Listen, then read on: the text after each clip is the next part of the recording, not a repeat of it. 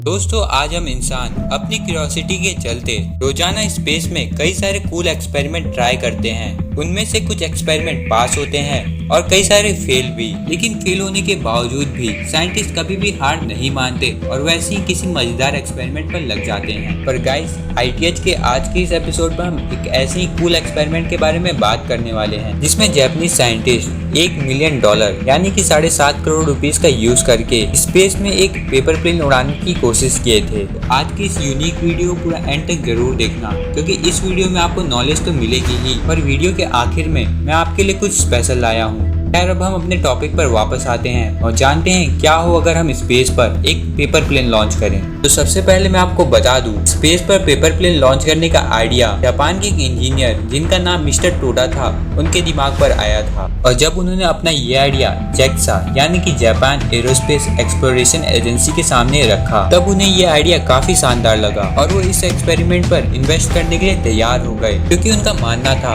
अगर ये एक्सपेरिमेंट पास हो जाता है तब इस टेक्निक के इस्तेमाल से वो पहले के मुकाबले बहुत ही लाइट वेट स्पेसक्राफ्ट बना सकते हैं, जिनसे उन्हें फ्यूचर में लाखों करोड़ रुपए का फायदा होगा। खैर, इस मामूली से दिखने वाले एक्सपेरिमेंट में साइंटिस्टों के सामने कई सारी चुनौतियां मौजूद थी, क्योंकि एक्सपर्ट की माने अगर वो पेपर प्लेन को इंटरनेशनल स्पेस स्टेशन से लॉन्च करेंगे तब वो प्लेन एक सैटेलाइट की ही तरह कुछ दिनों तक अर्थ को ऑर्बिट करता रहेगा और उसके बाद ही अर्थ के एटमॉस्फेयर पर एंटर कर पाएगा। पर जब वो एंटर करेगा तब उसकी स्पीड साउंड की स्पीड से भी 20 गुना ज्यादा होगी। इस वजह से उसका टेम्परेचर लगभग 1590 डिग्री सेल्सियस तक पहुंच जाएगा और वो पेपर प्लेन अर्थ में पहुंचने से पहले ही जलकर राख हो जाएगा, जिस कारण कई सारे साइंटिस्ट इस आइडिया का विरोध करने लगे। लेकिन मिस्टर टोडा भी कहाँ हार मानने वाले थे। वो भी अपने इस क्रेजी आइडिया को पूरा करने के लिए रिसर्च पर लग गए और कई दिनों की रिसर्च के बाद उन्होंने सॉल्यूशन निकाला कि अगर हम प्लेन के विंग्स पर हीट रेजिस्टेंट ग्लास लगा दें, प्लेन इतने हाई टेम्परेचर को आसानी से हैंडल कर लेगा।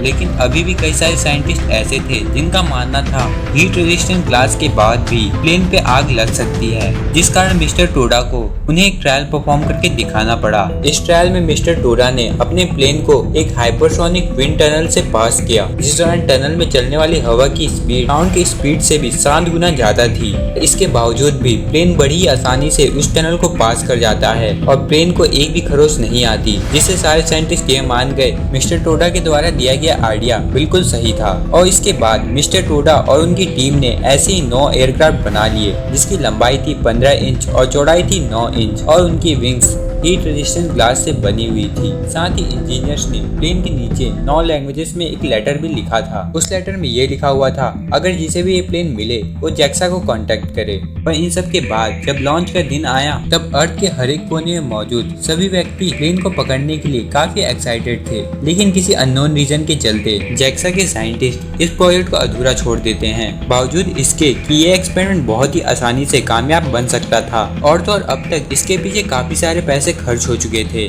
खैर, इसके बाद कई सारे लोगों ने ये जानने की भरपूर कोशिश की कि JAXA ये एक्सपेरिमेंट क्यों कंडक्ट नहीं किया, लेकिन उन्हें JAXA की तरफ से कोई भी आंसर नहीं मिला। पर इसके बाद बहुत सारे लोगों ने खुद से ही इस एक्सपेरिमेंट को कंडक्ट करने की सोची। पर सबसे बड़ी बात यह थी, इन लोगों के बीच में एक नाम सैमसंग कंपनी तक का भी था।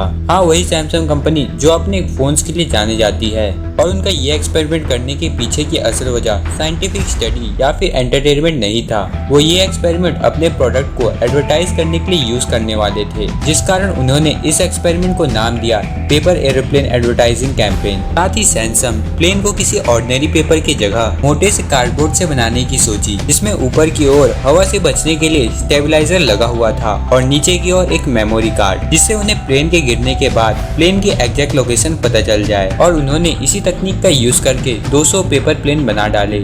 और जब सारे प्लेन तैयार हो गए तब उसे एक वेदर प्रोबेस में बंद करके स्पेस की ओर लॉन्च कर दिया गया। लेकिन वो प्रोब सिर्फ हवा में 2 घंटा और 36 मिनट तक ही उड़ पाया, जिस दौरान उसकी हाइट सिर्फ 37 किलोमीटर की ही थी। इसका सीधा सा मतलब है प्रोब स्पेस से 63 किलोमीटर दूर ही रह गया। और उसके बाद इंजीनियर्स को ना चाहते हुए भी इसे बारी बारी करके प्लेन को लॉन्च करना पड़ा और सभी प्लेन सक्सेसफुली लॉन्च भी हो गए। और उन प्लेन्स को Canada, India, Australia, south Africa जैसे बहुत सारे देशों में देखा गया। जिससे भले ही ये एक्सपेरिमेंट सैमसंग के लिए फेल हो गया हो, पर सैमसंग ने अपना एडवर्टाइजमेंट इससे काफी अच्छे तरीके से कर लिया। और सैमसंग की इस नाकाम कोशिश के बाद भी कई सारे लोगों ने ऐसे ही कई सारी कोशिश की, लेकिन वो सभी कोशिश किसी न किसी कारण की वजह से फेल होती रही और सबको निराशा का सामना करना पड़ा और कोई भी नहीं जान पाया कि अगर प्लेन को स्पेस में लॉन्च किया गया तो उस प्लेन का क्या होगा। लेकिन हम अपने ऑडियंस को कभी निराश होने नहीं देते। तो चलिए अब हम जानते हैं, अगर ये एक्सपेरिमेंट पास हो जाता और किसी तरह हम प्लेन को स्पेस में ही लॉन्च कर देते तो उस प्लेन का क्या होता। पर आगे बढ़ने से पहले अगर आपने अभी तक हमारे चैनल को सब्सक्राइब नहीं किया तो सब्सक्राइब करके बगल वाले बेल आइकन को जरूर दबा दें, क्योंकि इस तरह की इंटरेस्टिंग वीडियोस हम हर हफ्ते लाते रहते हैं। खैर, अगर प्लेन को ISS से लॉन्च किया जाता तो वो प्लेन अर्थ के ग्रेविटी के चलते अर्थ को कुछ दिनों तक ऑर्बिट करता रहता और जब वो अर्थ से सबसे ज्यादा नजदीक होता तब वो अचानक से अर्थ के एटमॉस्फेयर पर एंटर कर जाता और जब वो अर्थ के एटमॉस्फेयर पर एंटर करता तब उसकी स्पीड साउंड की स्पीड से भी 21 गुना ज्यादा होती, जिस कारण प्लेन का टेम्परेचर बहुत तेजी से बढ़ने लगता और प्लेन हवा में ही जलकर राख हो जाता। लेकिन अगर प्लेन के विंग्स पर हीट रेजिस्टेंट ग्लास लगे हुए होते तो प्लेन बड़ी ही आसानी से टेम्परेचर हैंडल कर लेता और अर्थ में सेफली लैंड करता। तो गाइस, जैसा कि मैंने आपको वीडियो के स्टार्टिंग में कहा था, मैं आपको वीडियो के एंड में कुछ स्पेशल बताने वाला हूँ, तो उसका समय आ चुका है। तो स्पेशल बात यह है कि ITH की पूरी टीम ने ये डिसाइड किया है कि अब से ITH के आने वाली सभी वीडियोस पर मैं आपको एक स्पेशल फैक्ट बताऊंगा। ये फैक्ट टॉपिक से रिलेटेड तो नहीं होगा, पर आपको इस फैक्ट से बहुत कुछ जानने को मिलेगा। आपकी क्या राय है मुझे कमेंट बॉक्स में जरूर बताना और मैं मिलूंगा आपसे इफ दिस हैपन के किसी और एपिसोड में। तब तक के लिए गुड बाय।